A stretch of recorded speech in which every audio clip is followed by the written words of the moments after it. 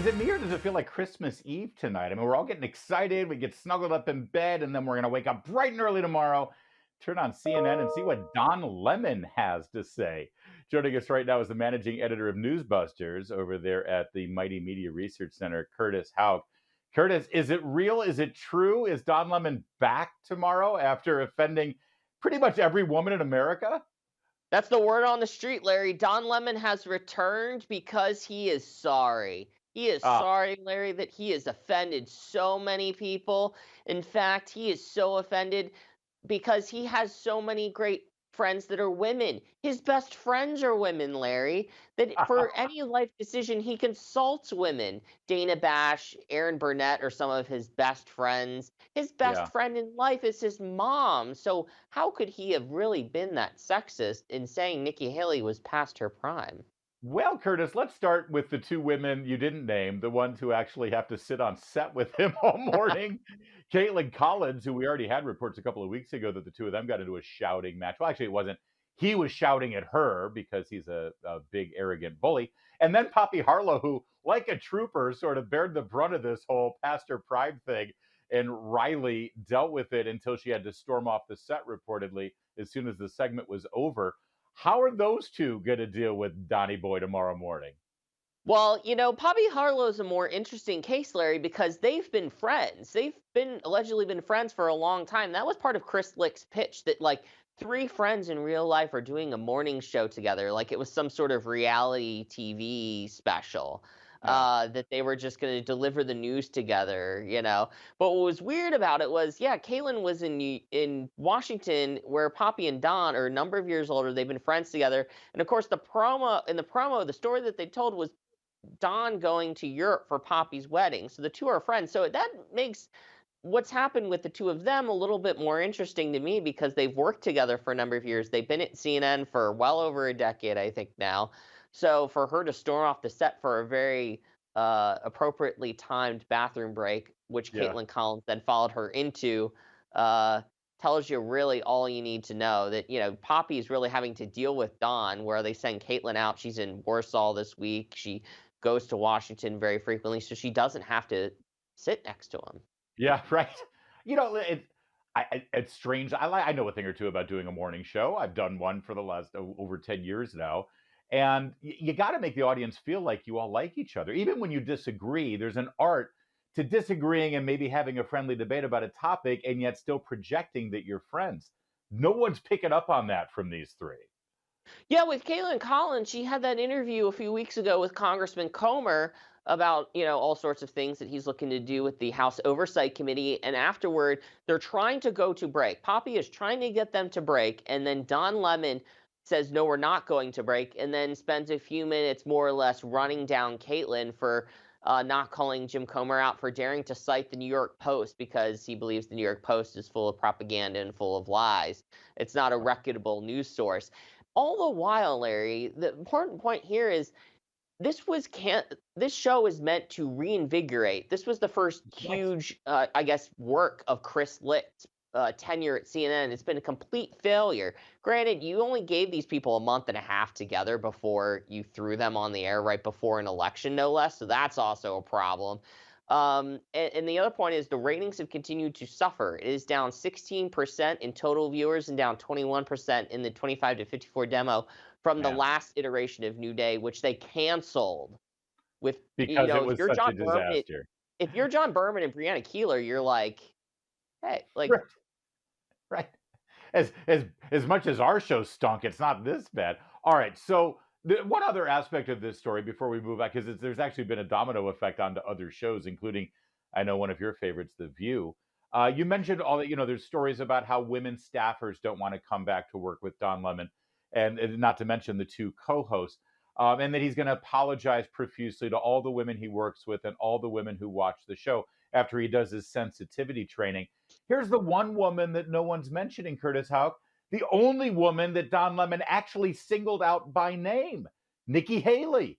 People forget that this whole diatribe about when women are past their prime, it was all sort of an excuse for him to viciously attack this woman who was running for president, of course, because she's a Republican, and you can't have that. right. And we should point out the fact that Don Lemon is 4 or 5 years older than Nikki Haley. She's 51, I Yeah, believe he's 56. So that's in and of itself problem number one, I think, before you even go into all the other problems between these two.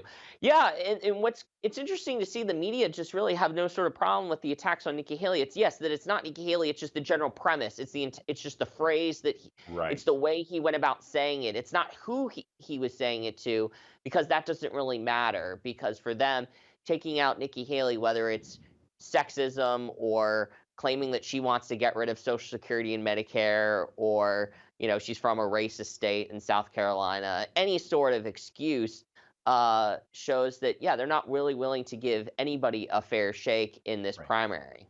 Although I must say, I mean, no, I don't know Nikki Haley, but having observed her for the last 12, 15 years in politics, she doesn't want an apology. I think that she'd be fine with just having a one-on-one interview for a couple of segments with Right. Don Lemon. I think she would relish that opportunity, but I doubt that they have the moxie to get that done over at CNN.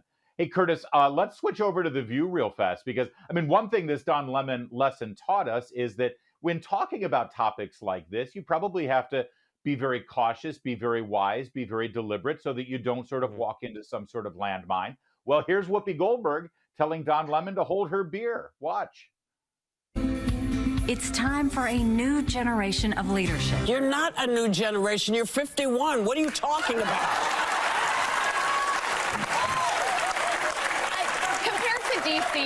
Compared to DC, that's a new generation. Well, but Congress it's not a new generation. She may be younger than most of those people, but her rhetoric is the same. She's saying the same BS, and I love the young kid. But you know what? The only way you're going to get younger people to run, dude, is if you're out there talking to people and saying run. Don't sit here and say we need it to look like us. We know that, but we're not going to vote for people who don't have our best interests at heart. Yeah. Okay? Now, of course, Whoopi's already had to go through her own sensitivity training after being suspended for insulting every Jewish American, well, and really every Jewish person on the planet. But boy, they can just get away with anything over on that show, don't they, Curtis? Well, Larry, just within the last year, let's think. Whoopi has shown she has a problem with Jews, she has a problem with Black Republicans, and now she has a problem with Indian Republicans. Hmm. We're just checking off all sorts of people Right. that Whoopi Goldberg seems to have a race problem with. And you just got to note that Alyssa Farah Griffin just sat there. She really mild pushback. She didn't really try. She's out there right now saying Larry Hogan and Krista Nunu are the only true conservatives in the Right. 2024 Republican primary field. That's kind of what we're seeing here from The View. It's such a toxic show.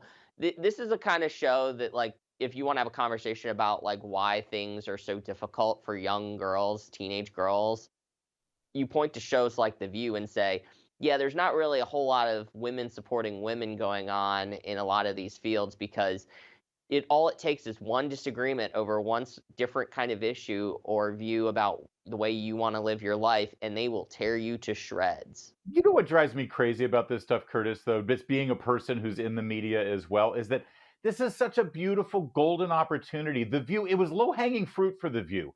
They could have actually projected themselves of transcending partisan politics and ideology and saying, listen, we may disagree with Nikki Haley on a lot of things, but dare I say, the vast majority of the women on that panel are targeted by Don Lemon as being past their prime. They could have said, listen, as much as we disagree with Nikki Haley, this is the kind of thing that should be out of bounds and you shouldn't criticize her. Men wouldn't be criticized like this, so why a woman? Why didn't they take that opportunity? It's so easy for them to just have a freebie on this. Exactly, and I think that's why they didn't do it, because it is so easy, Larry. I mean, they had a real chance to help bury Don Lemon, help, push Don Lemon into his grave Yeah. by saying that he needs to go. And that would, for as stupid as The View is, if they had all come out and said Don Lemon needs to go, that would have been Oh, it would have quite been the brilliant. headline. Absolutely brilliant, and it would have sent a signal to viewers, certain viewers, that they're not the enemy, but they couldn't because liberalism over everything, uber alles, as they say. Chris Houck, great, or Curtis Houck, excuse me, great stuff over there at Newsbusters. You're watching O'Connor Tonight on Salem News.